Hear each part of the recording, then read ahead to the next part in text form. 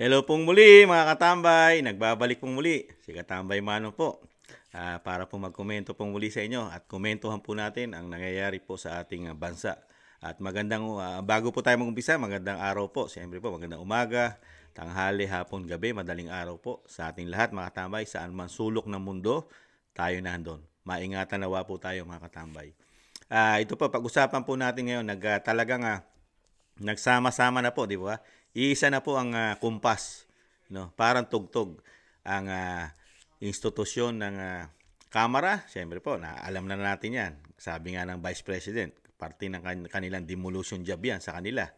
At kasama na po ang makaliwang grupo, pati gobyerno, mga tambay. Ito po, ito naman, nung magpahayag po, at wala po silang nakuhang matibay na ebidensya, nung Senate hearing, ang kinukuhanan lang po nilang ebidensya ay yung salita ng dating presidente. Yan. Buhay na buhay po ngayon mga tambay. Ito po ang kukomentuhan natin. Buhay na buhay po ang makakaliwang grupo yata. Mga aktivista, mga katambay. Mga grupo ng Makabayan Black na sinasabi po ito isa ring problema at isang salot daw po ito ng ating lipunan na walang nagagawang kabutihan sa ating bansa. Walang mga proyekto ito, yung grupo na ito. Lalo ang Makabayan Black. Ano kaya ito? Itong grupo na ito. Nakapagbigay po ba ito, nakaginhawahan sa taong bayan? Itong grupo po, na makakaliwang grupo yata, at Makabayan Black. Mga naging congressman po, ang karamihan dito, itong grupuhan na ito. Ito po, talagang buhay na buhay po sila sa bagong Pilipinas ng Pangulong Marcos Jr. Buhay na buhay. At pati po ang ating kapulisan ngayon ay ibabalik daw po nilang muli ang investigasyon sa AJK, mga tambay, sa war on drugs ng dating Pangulong Duterte. Mag-iimbestiga na rin daw po ang kapulisan sa pangunguna po ng kanilang general, si Police General Marbil, mga tambay. At ito po ang kukomentuhan natin. Itong mga makakaliwang grupo yata,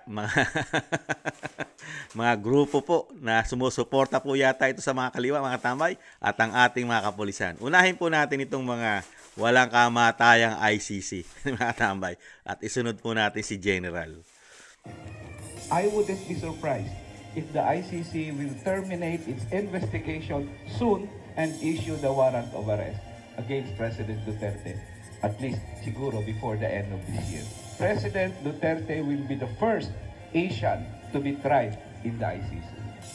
Bago matapos ang taon, posibleng maglabas na ng arrest warrant ang International Criminal Court o ICC kaugnay ng umano'y extrajudicial killings o EJK sa anti-drug war ni dating Pangulong Rodrigo Duterte. Ito ang paniniwala ni Attorney Nery Colmenares, isang human rights lawyer at chairperson ng progressive group na Bayan Muna. Kapag nangyari ito, ang dating Pangulong Duterte anya ang magiging kauna-unahang Asian na sasailalim sa isang pagdinig sa ICC. Sa testimonya ni dating Pangulong Duterte sa pagdinig ng Senado noong October 28, sinabi nitong inutusan umano niya ang mga pulis na udyukan ng mga sospek na manlaban sa operasyon. Ang pahayag na ito, mas pinalalakas pa umano ang kaso laban sa kanya sa ICC. Kaya naman umaasa ang mga abogado gayon din ang mga kaanak ng EJK victims na makikipagtulungan na sa ICC ang administrasyon ni Pangulong Ferdinand Marcos Jr. Para sa kanila, mahirap makamit ang hustisya sa Pilipinas bunsod ng umiiral na justice system. We still encourage President Marcos una, to cooperate with the ICC fully, and second, of course, to return to the ICC. But the shift in policy is already a major, departure from their previous stance. Sa dami ng hinawakan ng NUPL-NCR na cases, isa lang yung pumasa sa ombudsman, isa lang yung conviction dun sa Caloocan case. So ito yung tinitignan nating parameters or barometer ng accountability, yung effectiveness ng domestic accountability.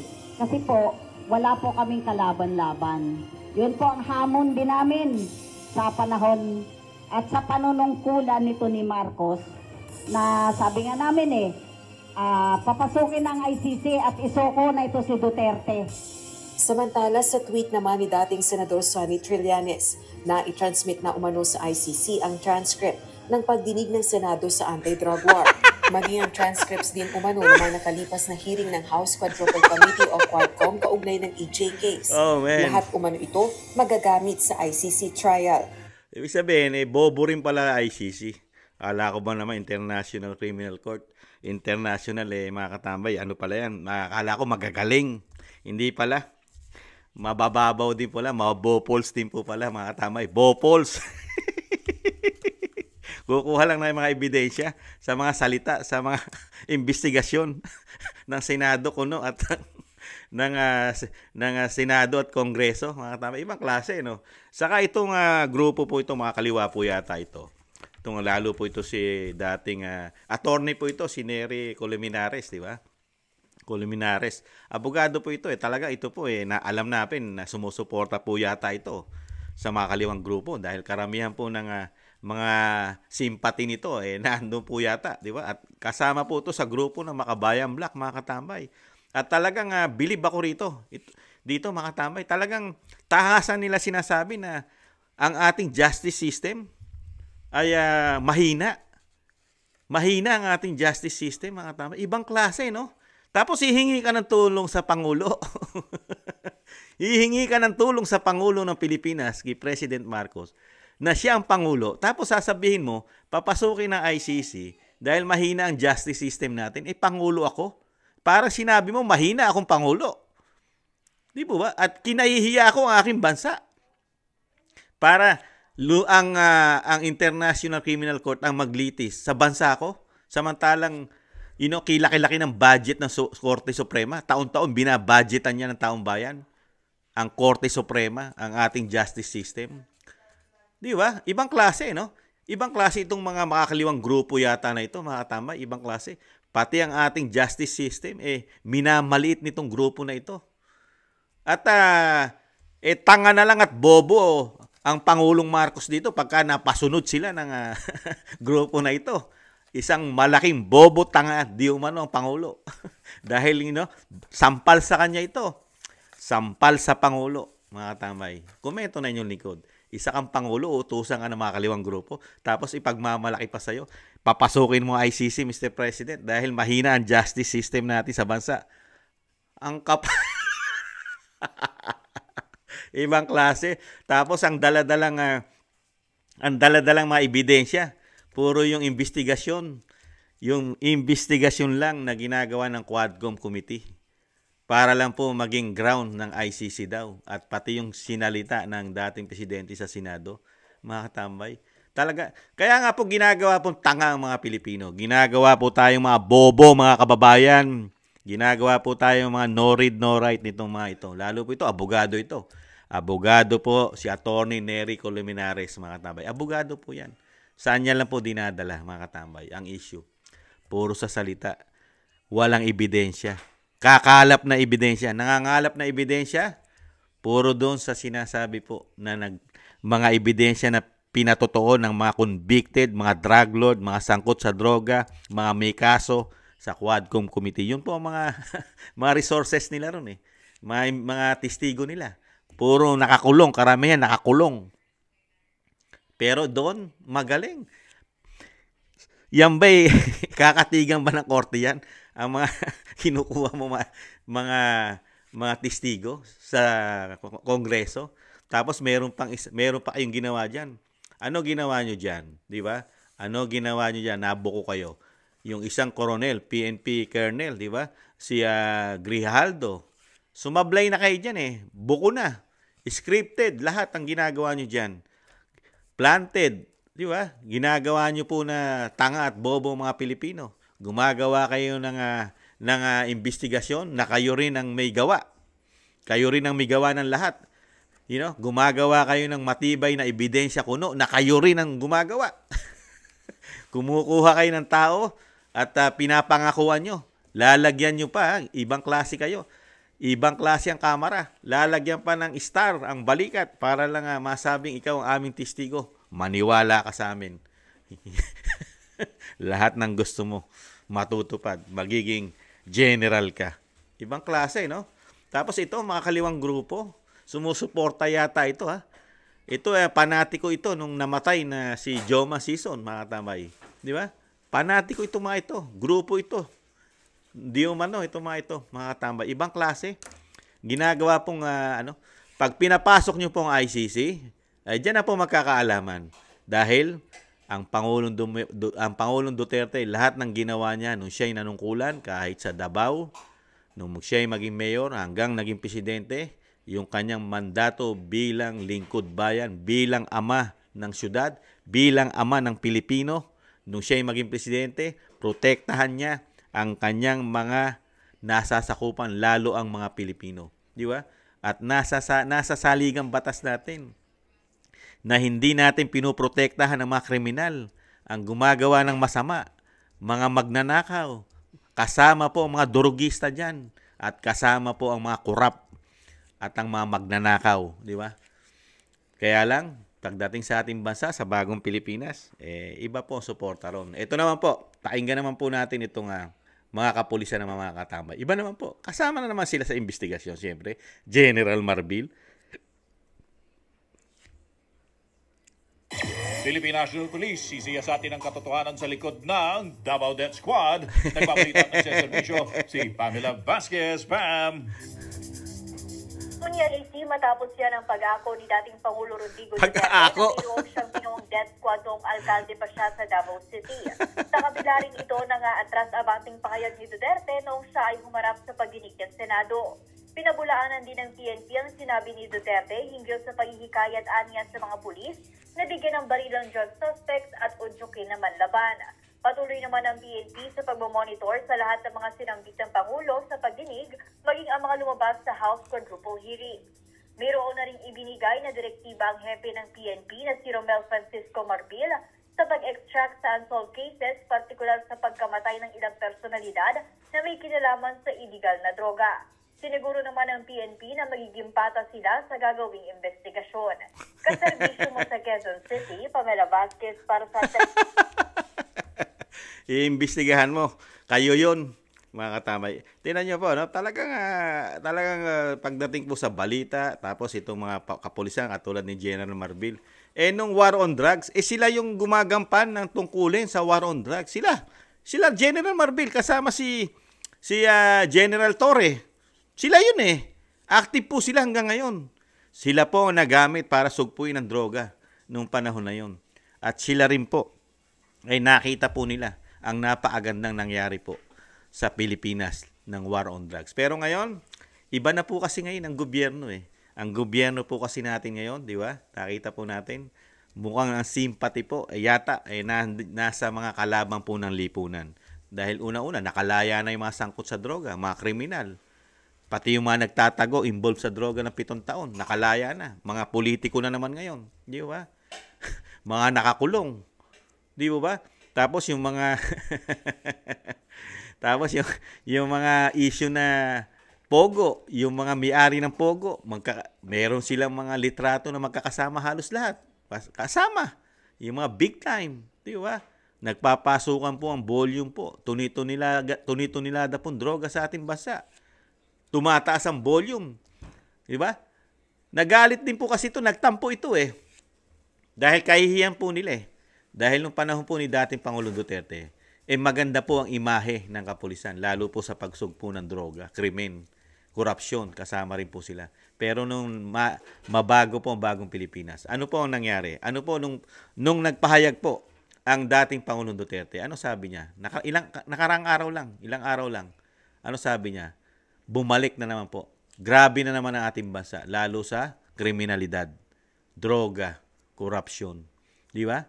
Nasaktan po kasi dyan Napakasakit po yan. Isang sampal po sa nakaupo po na administrasyon yan, lalo sa administrasyon po ng Pangulong Marcos Jr. Sampal po sa kanya yan. Kaya ito po, sa tingin po ni Kamanong, komento ni Kamanong, isa rin po itong gante. Dahil di po ba, Antimano po, nagsalita ang Malacanang sa pamamagitan po ng Executive Secretary Bersamin, di ba? Na kinundi na nila yung issue na ang krimen sa ating bansa ay napakataas na naman. Ano sabi ng Malacanang? Hindi. Nananatiling mababa ang lahat. Di ba? Kontrolado raw po dahil may datos daw po ang PNP. Ngayon, di ba? Parang kailan lang, no? Wala pang 1 linggo nung nagpahayag. Araw lang.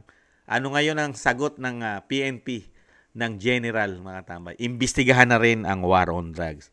Yung iimbestigahan ng war on drugs, kayo ang gumawa nun. Kayong mga pulis ang gumagawa ng war on drugs. Kayo ang sumusugpo sa masasamang bisyo, droga sa ating bansa. Kayong mga pulis, trabaho nyo yun. Mandato nyo yun. Sinumpaan nyo pong tungkulin yun sa saligang batas natin, mga katama. Itong mga kapulisan, kasama sa trabaho nila yan. Kapayapaan ng bansa, ilayo, supili ng masasama, bisyo, lalo ang droga. Ngayon,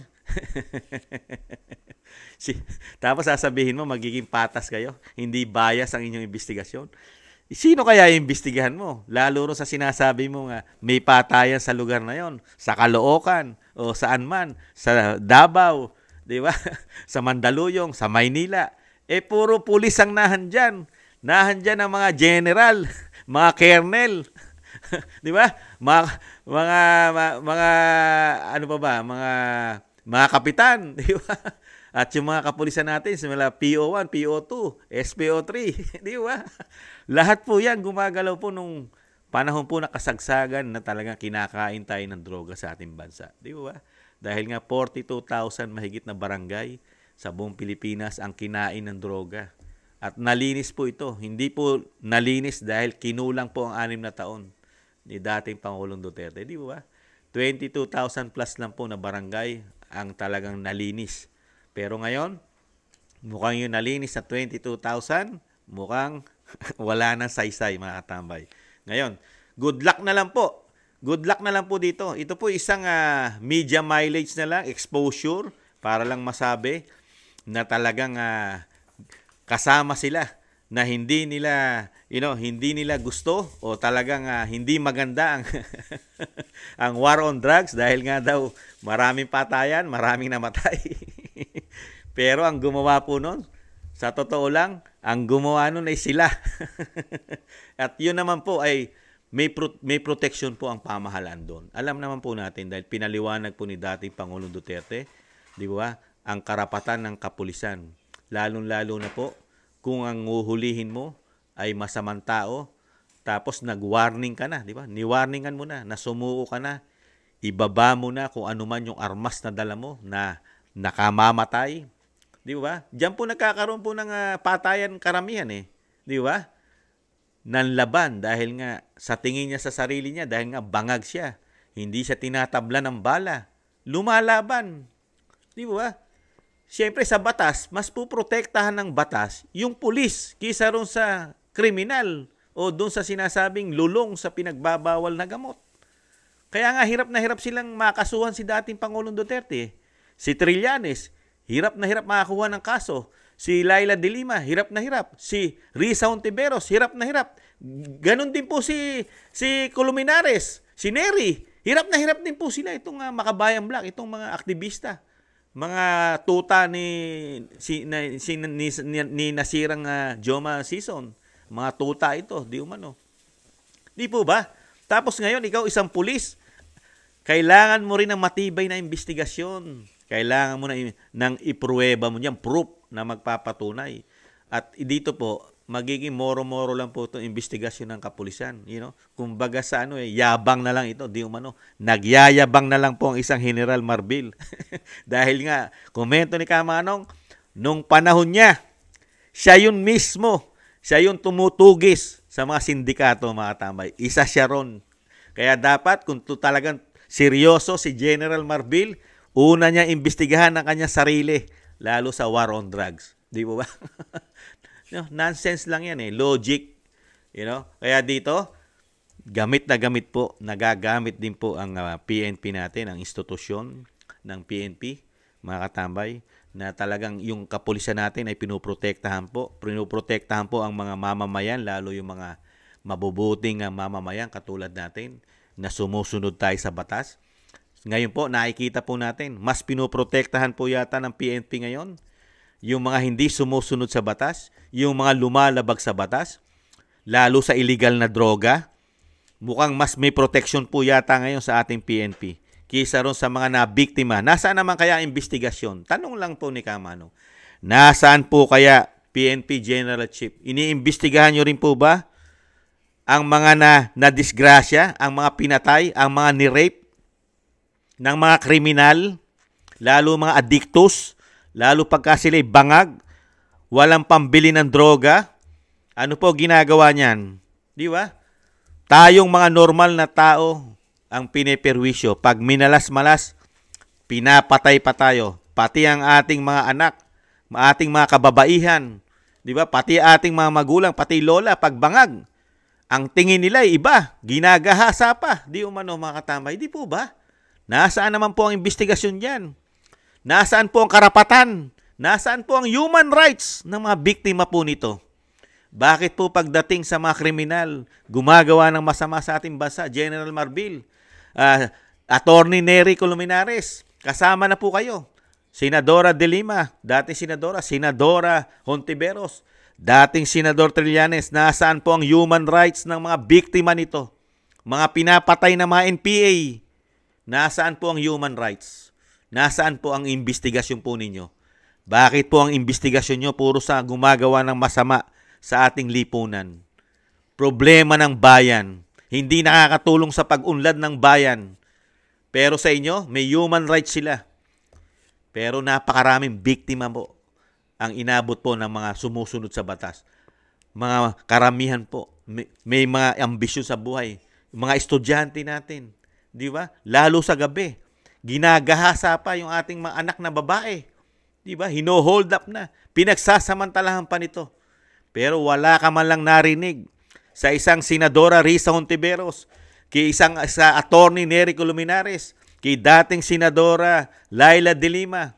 Di ba? Wala ka man lang marinig dyan na naawa sila sa mga biktima nito. Nitong mga ito, itong mga sangkot sa sinasabi nilang EJK. Ito po ba'y mabubuting mamamayan? Mabubuting tao po ba ito? Itong mga sangkot sa EJK na sinasabi nila sa war on drugs? Naging kapaki-pakinabang po ba ito sa lipunan? Ito po ba'y tinangkilik ng taong bayan? Mga katambay, wala po bang ginawang kasamaan ito? Yun ang sinasabi ni Kamano, komento ni Kamano, kasama ng kapulisan. Di po ba? Napakarami po, napakataas po ng krimen natin nung panahon po ng war on drugs. Kaya nga po nag-war on drugs dahil ang bansa natin nagiging narco na po. At ang crime po natin, napakataas po ng volume ng krimen ng ating bansa. Di po ba? Araw-araw may pinapatay. Meron pang randing and tandem. Nasaan ang human rights ng pinatay ng mga randing and tandem? Mga hinold up, pinatay, ginahasa. Di po ba? Kaya nga, dapat po iparehas nyo po ang batas. Hindi po ang batas ay para lang sa mga masasama. Bigyan nyo rin po ang batas. Bigyan din po natin ng sympathy yung mga pinatay ng masasamang tao. Yung mga pinatay at ginahasa ng mga lulong sa droga. Di po ba mga kababayan ko? Kaya walang kwenta po ito eh. Dahil sinisingle out lang po nila. Lagi po ang kailangan pong bigyan ng proteksyon, bigyan po ng sinasabing bigyan ng tamang hustisya. Bibigyan natin ng hustisya dahil masama ang pagkamatay nitong mga kriminal, itong mga sangkot sa droga. Meron mang namatay dyan na hindi involved sa droga. Nangyayari po yun, pero kinakasuhan naman po. Katulad po nung nangyari kay Kian na sinasabi po nila. Kinasuhan po ang mga pulis doon. Di po ba? At I think nakulong po yung mga pulis doon. Di umano. Kung hindi po nagkakamali yung lingkod. Nahatulan po. At nung mga panahon na yon, ayaw din po sabihin ng PNP dahil nga po hawak po yata sila sa liig. Lalo po isang General Marbil. Nahawakan po yata sa liig. Alam po ni General Marbil kung ano kalagayan nung mga panahon na yon dahil isa rin po siyang pulis. Di po ba? Alam niya, napakataas ng krimen. At marami pong krimen sa bansa natin. Nagsama-sama po, di ba? Sumakay ka nga lang ng jeep, marami na mag-i-snatch sa iyo eh. Yung iba pa, di ba, nakikita natin sa balita, pati nga magsuot ka lang ng hikaw kahit peke. Pag hinablot, pati tenga mo, tapyas eh. Magpapadoktor ka pa. Di po ba? Nasa na hustisya doon. Pero kailangan natin bigyan ng hustisya yung nagbigay po ng problema sa ating bansa, lalo po sa normal na tao katulad natin. Nagbigay po ng hindi maganda, hindi tayo makatulog ng mapayapa sa gabi. Dahil nga natatakot tayo dahil hindi sila natutulog sa gabi. Baka tayo pasukin ang ating bahay dahil ang ating bahay wala namang seguridad dahil tayo mahihirap. Di mo ba? Ibang klase ngayon ang ating lipunan. Ibang klase po ang bagong Pilipinas natin. Kaya tuloy ang mga Pilipino, katulad ni Kamanong, mas gugustuhin pa ni Kamanong isang leader na palamura. Pero ang bansa na poprotektahan sa masama. Di po ba?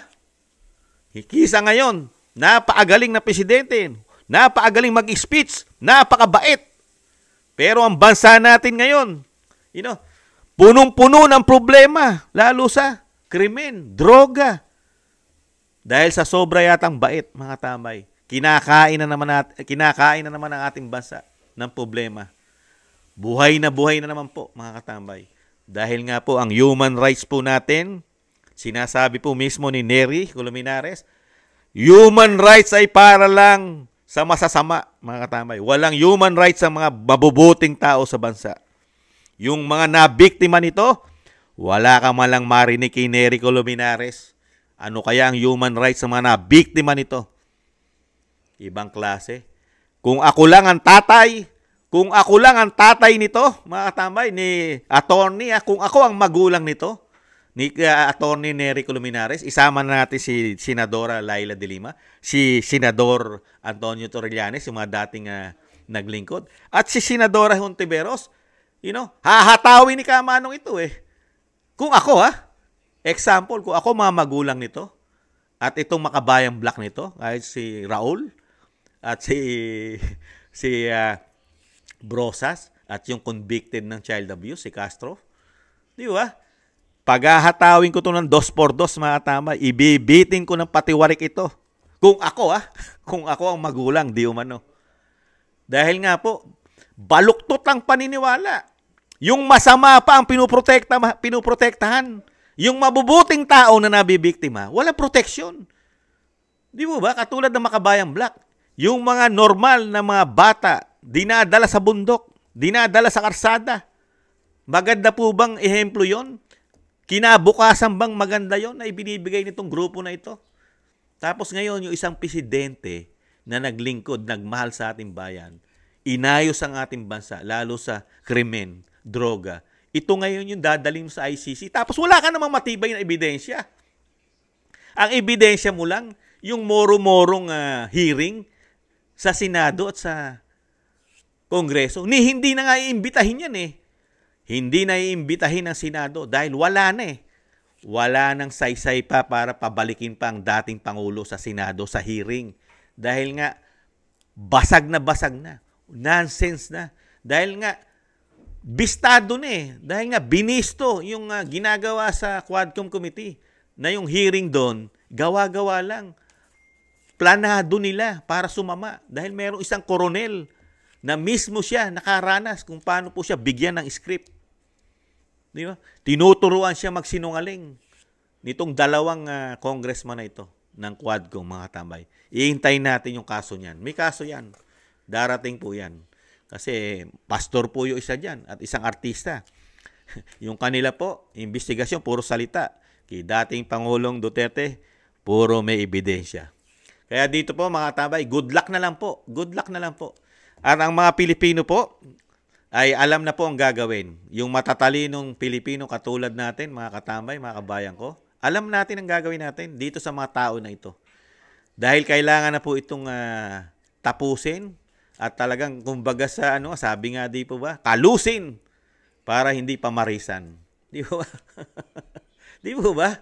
Kasi wala namang maitutulong sa bansa natin yung mga ganitong klaseng maglingkod sa bayan natin. Katulad nitong grupo nito, itong grupo nila Nery Colmenares, tumanda na ito, nagkamatay na ang iba rito, namatay na ang leader nito, namatay na.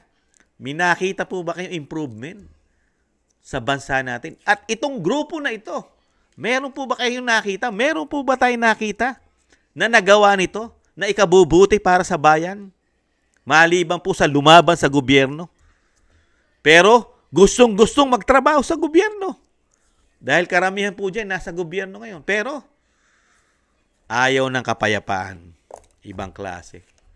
Muli po si Katambay Manong, good luck na lang po mga katambay. At good luck na lang din po kay President Marcos kung siya'y mapapasunod at nitong grupo ng ni Nery Colmenares na sinasabihan pa siya na mahina ang justice system natin, na siya ang Pangulo. Sumunod po kayo. Sumunod po kayo sa request ng mga grupo po nito na matagal na po ito. Matagal nang kaaway ng pamilya nyo ito. Buhay pa ang inyong ama.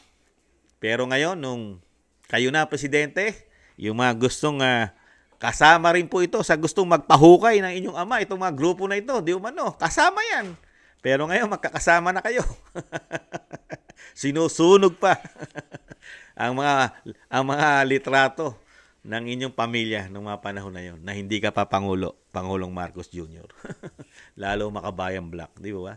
Kaya nakakalungkot lang po. Nagsama-sama sila. Ngayon, hintayin na lang natin.